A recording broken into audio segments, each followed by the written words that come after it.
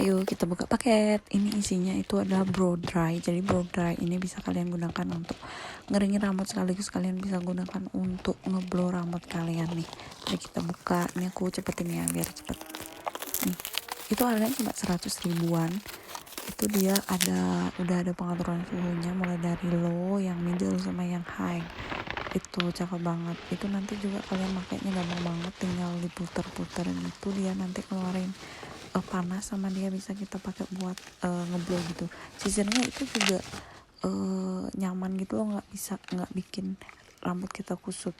Jadi makainya ngeplaynya itu bagus banget. Tuh, ini dia suhunya ya. Gampang, tinggal kalian puter-puter aja. Habis itu ini karena kondisi rambutku udah kering, jadi nggak bisa aku liatin cara basahnya. Ini aku liatin cara blow drynya aja nih. Nih tinggal diputer-puter gitu untuk rambutnya itu masuk ke dalam. Itu kita masukin ke dalam.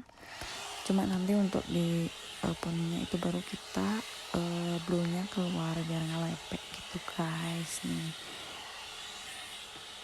aku cepetin aja ya.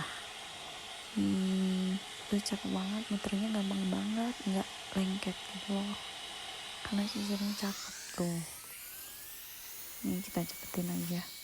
Di poni kita blownya tuh keluar biar nggak lepek dan biar ada volume tuh.